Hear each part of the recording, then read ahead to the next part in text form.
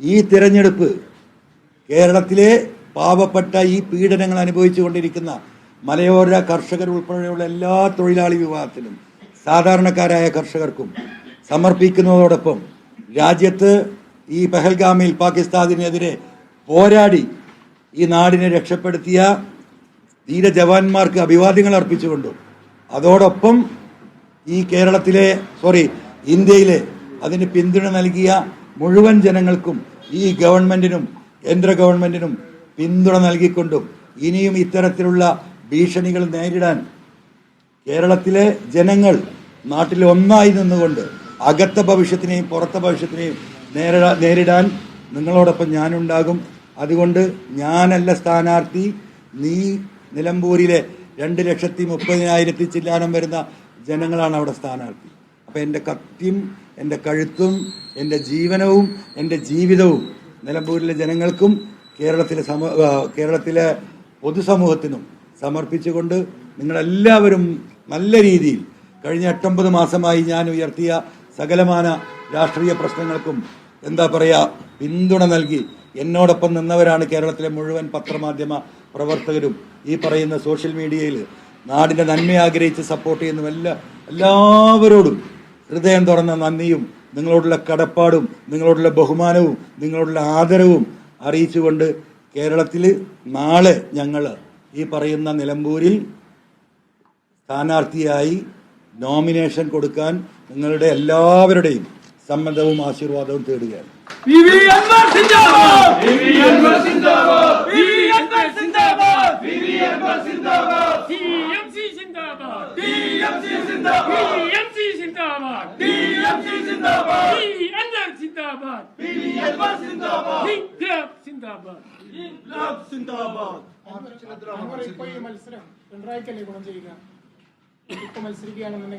പൊന്നാര മാഷെ ആവർത്തിച്ച് പറഞ്ഞല്ലോ, ഞാൻ കൂടെ നിന്നാൽ പോലും അദ്ദേഹത്തെ വിജയിപ്പിക്കാൻ കഴിയില്ല.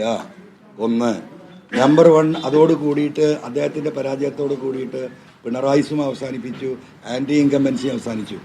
അതുകൊണ്ട് ഞങ്ങൾ ഒറ്റക്ക് മത്സരിച്ച് നേടുന്ന വോട്ടാണ് കൃത്യമായ ആന്റി പിണറായി വോട്ട്. ഞങ്ങൾ ജയിക്കാനാണ് മത്സരിക്കുന്നത്. ആ മണ്ഡലത്തിലെ പാവപ്പെട്ട ജനങ്ങൾ എനിക്ക് പ്രതീക്ഷയുണ്ട്. ആയിരക്കണക്കിന് ആളുകൾ ഞങ്ങളെ ബന്ധപ്പെട്ടുകൊണ്ടിരിക്കുന്നുണ്ട് ഈ നാടിൻ്റെ നാനാഭാഗത്തു നിന്ന്. അത് ആ നാട്ടിലെ പാവപ്പെട്ട വോട്ടർമാരാണ്. ആ വോട്ട് നേടി ഈ പറയുന്ന ഈ അവിശുദ്ധ കൂട്ടുകെട്ടിനെതിരെ ഒരു ഭാഗത്ത് പിണറായിയുടെ നേരെ നിൽക്കുന്ന പിണറായിസത്തിൻ്റെ വക്താവും മറുഭാഗത്ത് പിണറായിക്ക് പിന്നിൽ ഒളിഞ്ഞു നിന്ന് ഈ സമൂഹത്തെ മുഴുവൻ ചതിക്കാൻ നിൽക്കുന്ന ഒളിഞ്ഞു നിൽക്കുന്ന രണ്ടാമത്തെ പിണറായിയും തമ്മിലെ പോരാട്ടം. ആ പോരാട്ടത്തിൽ ജനങ്ങൾക്കാണ് വിജയം. ആ വിജയം അവിടെ ഉണ്ടാകും.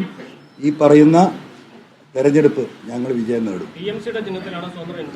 ഞങ്ങൾ ഫൈനൽ ഡിസ്കഷനിലാണ്.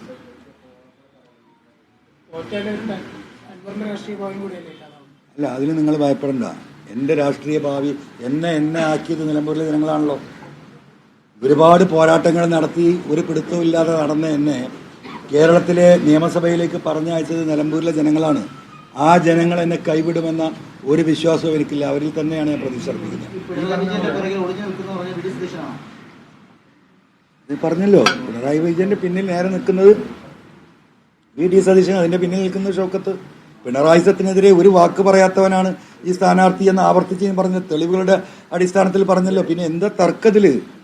ഏറ്റവും കൂടുതൽ ആളുകൾ ചോദിക്കും, പി വി അൻവർ രാജിവെക്കുന്നു, അതിനുശേഷം അവിടെ തെരഞ്ഞെടുപ്പ് ഉണ്ടാകുന്നു, വീണ്ടും അതേ തെരഞ്ഞെടുപ്പിൽ വീണ്ടും പി വി അൻവർ തന്നെ മത്സരിക്കുന്നു. അപ്പോൾ അത് ശരിയായി തോന്നുന്നുണ്ടോ? അങ്ങനെ തെറ്റില്ല. അതുകൊണ്ടാണല്ലോ ഇത്രയും കാലം ഇതിൽ നിന്ന് മാറിയുന്നത്. അങ്ങനെ എത്രയോ ഇവിടെ ഉണ്ടായിട്ടുള്ള എല്ലാ തെരഞ്ഞെടുപ്പുകളും അങ്ങനെ തന്നെയാണ്.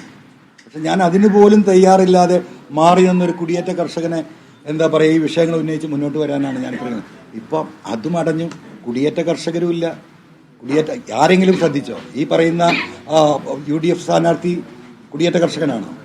ഈ പറയുന്ന അപ്പുറത്ത് നിൽക്കുന്ന LDFന്റെ ഈ പിണറായിസത്തിന്റെ വക്താവായ സ്വരാജ് കുടിയേറ്റ കർഷകൻ. അപ്പോൾ ആരും പരിഗണിച്ചിട്ടില്ല. പൂർണ്ണമായിട്ടും അവരുടെ സപ്പോർട്ടോട് കൂടിയിട്ട് ഞാൻ മുന്നോട്ട് പോകും. ഇത് നമ്മളിപ്പോൾ ഇവിടുന്ന് അങ്ങോട്ട് ഇറങ്ങിയ ഒരു ഓട്ടോറിക്ഷ തട്ടിയ തീരൂലേ അല്ലേ? ഇതല്ലേ ഇപ്പോൾ മനുഷ്യന്റെ കാര്യമുള്ളൂ. അല്ല ഞാൻ പറയട്ടെ, അത്രയല്ലേ ഉള്ളൂ. മനുഷ്യന്റെ ഒരു ജീവന് പോലും അത്രയേ ഉള്ളൂ. പിന്നെ ഈ ഇത്തരം ചോദ്യങ്ങൾക്ക് എന്താ അർത്ഥമുള്ളത്? ഈ വാതിൽ അടച്ച സ്ഥിതിക്ക് എൻ്റെ പൊന്നനുമോദേ, ഇനി എന്താ മാർഗം? തട്ട് പൊളിച്ചിറങ്ങാൻ പറ്റുമോ? ഇന്നലെ പറഞ്ഞു പൈസ ഇല്ലാതെ. ഇപ്പോൾ പൈസ എങ്ങനെയാണ് കണ്ടെത്തുന്നത്? പൈസ വന്നുകൊണ്ടേയിരിക്കുന്നു. അത് പറഞ്ഞിട്ടാ വന്നു. ഇഷ്ടം പോലെ ആളുകൾ വിളിക്കുന്നുണ്ട്. ഇവിടെ ജീപ്പ് ഏറ്റവരുണ്ട്, അനൗൺസ്മെന്റ് വണ്ടി ഏറ്റവരുണ്ട്, പോസ്റ്റർ ഏറ്റവരുണ്ട്, ഹോർഡിങ് ഏറ്റവരുണ്ട്. ഈ ഇപ്പോൾ വേങ്ങരയിലെ ഒരു പാവപ്പെട്ട 5 സെന്റുകാരൻ എന്തോ ഒരു വീട് ആധാരമായിട്ട് ഇന്നലെ വന്ന പാവപ്പെട്ടവരുണ്ട്. ഞങ്ങളടുത്ത് പൈസ ഇല്ലതാ, അഞ്ഞൂറാക്കായി ആധാരം കൊണ്ട് അയച്ചോളി. ഇത് കൊടുത്താൽ 25,000 50,000 കിട്ടും. ഈ സർക്കാർ ബാങ്ക്, സഹകരണ ബാങ്ക് നിങ്ങളൊന്ന് പറഞ്ഞാൽ മതി. അപ്പം പട്ടിണി കടന്നാണ് ജനങ്ങൾ പോരാടും. മനസ്സിലായില്ലേ? ഇനി ഈ പറയുന്ന സതീശന്റെ കാല് നക്കി മുന്നോട്ട് പോകാൻ ഞാനില്ല. ഞാൻ ദൈവം നിശ്ചയിച്ചത് ഈ ദൈവം നിശ്ചയിച്ചത് പോരാടി മരിക്കാനാണ് എൻ്റെ തലയിൽ എഴുതിയിട്ടുണ്ടെങ്കിൽ ആ പോരാടി മരിക്കാൻ തന്നെയാണ് ഞാൻ തീരുമാനിച്ചിട്ടുള്ളത്. അതിൽ എനിക്കൊരു ഭയമില്ല. LDF വിജയിച്ചാലും പിണറായിസത്തിനെതിരെ പിടിക്കുന്ന വോട്ടുകളാണെന്ന് താങ്കൾക്ക് പറയാനാകും താങ്കളോട്. ശരി, പക്ഷേ UDF ആണ് വിജയിക്കുന്നതെങ്കിൽ അത് മറ്റൊന്നാവില്ല. ആയിക്കോട്ടെ, അപ്പോഴും പിണറായിസത്തിന്റെ വോട്ട് ഇവിടെ ഉണ്ടല്ലോ. ഈ പിണറായിസത്തിന്റെ വോട്ടും UDFന്റെ വോട്ടും കൂടി കൂട്ടുമ്പോൾ ഒന്നും കൂടെ മുന്നോട്ട് പോയി. അപ്പോഴും പിണറായിസത്തിനെതിരെയല്ല, പിണറായിയുടെ വക്താവായി നിൽക്കുന്ന 2 ആൾക്കാർ. ഈ കാര്യങ്ങൾ വിശദീകരിക്കപ്പെട്ട ജനങ്ങൾക്കത് മനസ്സിലാവും. ഇനി അദ്ദേഹം വിജയിച്ചാലും പിണറായിസത്തിനെതിരെ വോട്ട് ഇവിടെ ഉണ്ടല്ലോ. അതെന്താ തർക്കം? പൊളിറ്റിക്കൽ വോട്ട് അദ്ദേഹത്തിന് പോയി, അദ്ദേഹം ജയിച്ചു എന്ന് നിങ്ങൾ കരുതുക. ഒരു സാധ്യതയില്ല. നിങ്ങളുടെ ചോദ്യത്തിന് ഞാൻ ഉത്തരം പറയാം. അപ്പോഴും പിണറായിസത്തിനെതിരെ വ്യക്തമായ വോട്ട് കേരളത്തിലെ ജനങ്ങളുടെ മനസ്സ് കൃത്യമായി എണ്ണ ഉണ്ടാവുമല്ലോ. അത്രേ ഉള്ളൂ ഇതില്. എങ്ങനെ എല്ലാം നാളെ വൈകിട്ട് പറയും ആ കാര്യത്തില്. ഞങ്ങൾ എങ്ങനെയാണ് ഈ സ്ട്രാറ്റജി ഇപ്പൊ 1 മണിക്കൂർ മുമ്പാണല്ലോ ഇങ്ങനെ ഒരു തീരുമാനത്തിലേക്ക് പോകേണ്ടി വന്നത്. ഞങ്ങൾ തെരഞ്ഞെടുപ്പിനില്ല എന്ന് പറഞ്ഞ് മാറിയെന്നല്ലേ? തീർത്തും അൺഎക്സ്പെക്റ്റഡ് ആയിട്ടാണല്ലോ ഈ വാതിലടച്ചു, ഇരുമ്പ് വാതിലടച്ചു എന്ന് ബഹുമാനപ്പെട്ട ഹിറ്റ്ലർ കേരളത്തിലെ 3.5 കോടി ജനങ്ങളോട് പ്രഖ്യാപിച്ചത്. അപ്പം ഇപ്പോൾ ഉണ്ടായ ഈ 1.5 മണിക്കൂറിലുണ്ടായ ട്വിസ്റ്റാണ്. അപ്പൊ ഞങ്ങൾ എന്ത് ചെയ്യണമെന്ന് ഞങ്ങൾ ആലോചിക്കും. പ്രചരണം ഇതന്നെ പോലെ ഈ പറയുന്ന പൊളിറ്റിക്കൽ നെക്സസ്, പിണറായിസത്തോടൊപ്പമുള്ള പൊളിറ്റിക്കൽ നെക്സസ് ആയിട്ടുള്ള ഈ പറയുന്ന സ്വരാജിന്റെ രാഷ്ട്രീയവും ഈ പറയുന്ന ഷൗക്കത്തിന്റെയും ഈ പറയുന്ന എന്താ പറയാ VD സതീശന്റെയും ഈ നെക്സസ് പൊളിറ്റിക്സ് അതായിരിക്കും തെരഞ്ഞെടുപ്പിലെ പ്രചരണ വിഷയം. Nexus politics. ഈ 2 വ്യക്തികളും പിണറായിസവും BJPയും RSSും തമ്മിലുള്ള ആ നെക്സസ് ഇവിടെ ചർച്ച ചെയ്യപ്പെടും. മനസ്സിലായില്ലേ? പറവൂരിൽ അദ്ദേഹം വിജയിക്കാൻ പോകുന്നില്ല പിണറായി വിജയന്റെ സഹായമില്ലാതെ. പറവൂരിൽ ആരെ സ്ഥാനാർത്ഥി ഇദ്ദേഹത്തിന് കഴിഞ്ഞ 4-5 ടേമായിട്ട് നിങ്ങൾ പരിശോധിച്ച് നോക്കൂ. അവിടെ CPIന്റെ ഏതോ ഒരു അന്തമിട്ട സാധു നിൽക്കും. വ്യക്തമായി പറഞ്ഞിരിക്കുന്നു പിണറായി, വിവരം കൊടുത്തിരിക്കുന്നു. അതിശക്തനായ സ്ഥാനാർത്ഥി പറവൂരിലുണ്ടാവും. അവൻ നിയമസഭ കാണൂല അൻവറിനെ സൈഡാക്കിയിട്ടില്ലെങ്കിൽ. Very clear. ആ ഒരൊറ്റ സ്ഥാനത്തിന് വേണ്ടിയാണ് ഈ പിണറായിസത്തെ പ്രോത്സാഹിപ്പിക്കുന്ന ഈ നിലപാട് VD സതീശൻ ഒളിഞ്ഞ് എടുത്തുകൊണ്ടിരിക്കുന്നത്. കോൺഗ്രസ് ചർച്ച ചെയ്യട്ടെന്ന്. വലിയൊരു വിഭാഗം അനുകൂലമായിട്ട് നിന്നിട്ടും പ്രതിപക്ഷ നേതാവിന് ഇത്രയും ഒരു പവർ എങ്ങനെ വന്നു എന്നുള്ളതാണ് മനസ്സിലാവുന്നത്. പിണറായിന്റെ പവർ അല്ലാതെന്താ? പിണറായിന്റെ പവർ അല്ലാതെന്താ? എന്ത് പവറുള്ളത്? പിന്നെ അദ്ദേഹത്തിന് വേറെ ചിലർ വോട്ട് കൊടുക്കാൻ പറഞ്ഞിട്ടുണ്ട്. അത് നമ്മൾ BJP എങ്ങോട്ടോ പോണ നോക്കിക്കൊണ്ടിരിക്കുക. നമ്മൾ ആ ചില ഇക്വേഷൻസ് പോകുന്നുണ്ട്. ഞാൻ ജനങ്ങളോട് പറയുമ്പോൾ ഒരു അടിസ്ഥാനമില്ലാതെ ഇക്വേഷൻസ് ഇല്ലാതെ എനിക്ക് പറയാൻ പറ്റില്ല.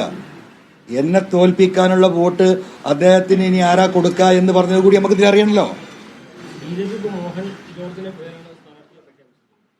പ്രഖ്യാപിച്ചോ? ആരാ പ്രഖ്യാപിച്ചത്? സ്റ്റേറ്റ് കമ്മിറ്റി ഒഫീഷ്യലായിട്ട് പ്രഖ്യാപിച്ചു. അതൊക്കെ എനിക്കറിയാം. അതത്തെ കുറിച്ച് ഞാൻ പറയണ്ട. നിങ്ങൾ അവിടെ പോയിട്ട് ആ ക്രിസ്ത്യൻ സമുദായത്തിൽ അന്വേഷിച്ചാൽ മതി.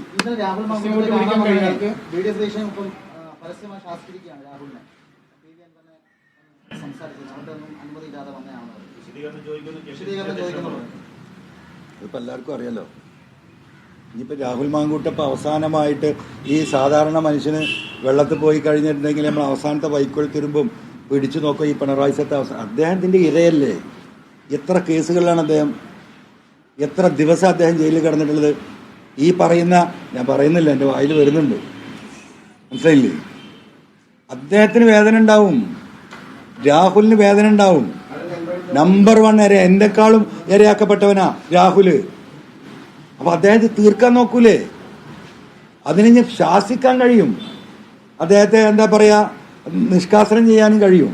ഹിറ്റ്ലർ അങ്ങനെയായിരുന്നല്ലോ, തനിക്കെതിരെ നോക്കുന്നവരെ മുഴുവൻ നിഷ്കാസനം ചെയ്തല്ലേ പോയത്. രാഹുലിനെ ആ കൂട്ടത്തിൽ ഉൾപ്പെടുത്തിയേക്കാം ഞാൻ ഈ പറഞ്ഞ സംഘം. രാഹുൽ വ്യക്തിപരമായ കാര്യങ്ങൾ രാഷ്ട്രീയമായി സ്വകാര്യമായി പറഞ്ഞ കാര്യം ഞാൻ എങ്ങനെ ഇവിടെ പറയാം? അതിന്റെ കൃത്യമായ അറിവിന്റെ അടിസ്ഥാനത്തിൽ അദ്ദേഹത്തിന്റെ ഒരു രീതികൾ നിങ്ങൾ നോക്കൂ. ഞാനീ പറഞ്ഞതാണല്ലോ, അദ്ദേഹം പിണറായി സത്തിനെതിരെ എന്താ മിണ്ടാത്തത്, പോലീസിനെതിരെ എന്താ മിണ്ടാത്തത്, ഇവിടുത്തെ ഈ ചെയ്തികൾക്കെതിരെ എന്താ അദ്ദേഹം മിണ്ടാത്തത്? അതന്നെയല്ലേ എൻ്റെ തെളിവ്.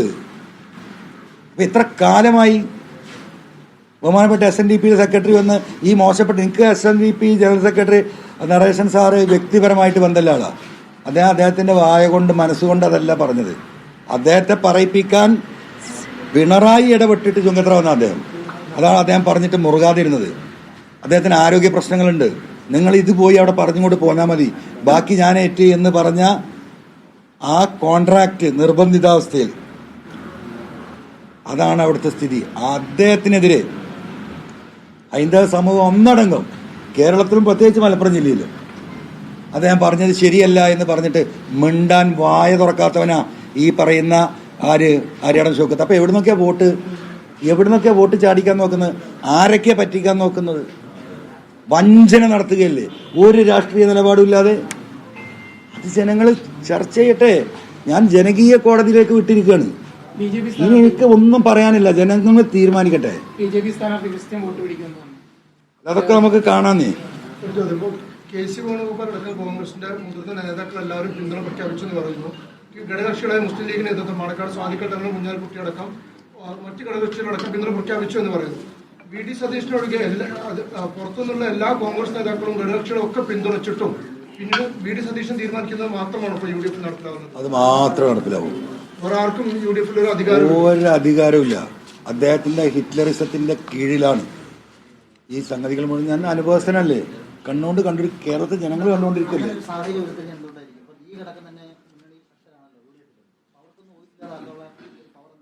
ലീഗ് വോയിസ് ഇല്ല എന്ന് നിങ്ങൾ പറയണ്ട.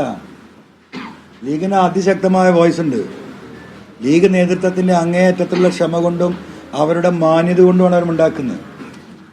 മനസ്സിലായില്ലേ? നമ്മളൊരു നാടൻ ചൊല്ലുണ്ട്, വാപ്പാന്റെ അവറത്ത് കണ്ടാൽ മുണ്ടാൻ പറ്റൂല. അതാണ് വാപ്പല്ലേ, ഇതൊരു UDF സംവിധാനമല്ലേ. അവിടെ വാക്കുന്ന എന്തെങ്കിലും ലീഗ് ലീഡർഷിപ്പിൽ നിന്ന് വീണുപോയാൽ അതുകൊണ്ടൊരു ക്ഷീണമുണ്ടാകരുത് എന്ന് അവർ കാണുന്ന അവരുടെ വിശാല അർത്ഥത്തിലുള്ള മനസ്സല്ലേ. ഈ KMCC ഉത്തരവാദിത്തപ്പെട്ട ഇവരെയൊക്കെ സഹായിക്കുന്ന എത്ര ആളുകൾ ഇതിൽ ലീഡർഷിപ്പ് ഇതിൽ ഇടപെട്ടിട്ടുണ്ട്, എങ്ങനെയെങ്കിലും സെറ്റിൽ ചെയ്യണമെന്ന് എന്നെത്ര ആൾ പേര് വിളിച്ചിട്ടുണ്ട്. ആ KMCCയുടെ പ്രവർത്തകരോട് പുച്ഛമല്ലേ ഈ പറയുന്ന സ്ഥാനാർത്ഥിക്ക്?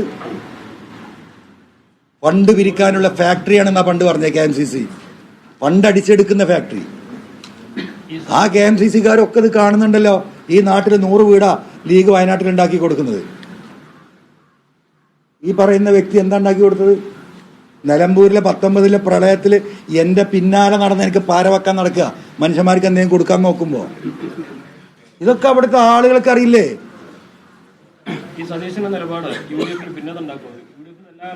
അല്ല, അതൊന്നും എനിക്കറിയില്ല. അതൊക്കെ അനുമോദം അവരോട് ചോദിക്കും, ഞാനല്ലല്ലോ പറയണ്ടേ.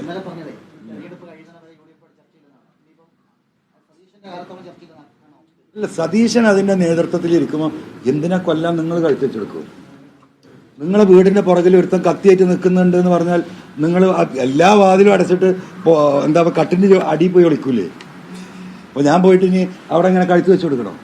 ഒരിക്കലുമില്ല. സതീശൻ ആ നേതൃത്വ സ്ഥാനത്തിരിക്കുമ്പം TMC എന്നല്ല പലരും പ്രതികരിക്കാൻ. നിലമ്പൂർ ഉപതെരഞ്ഞെടുപ്പിൽ PV അൻവർ മത്സരിക്കും.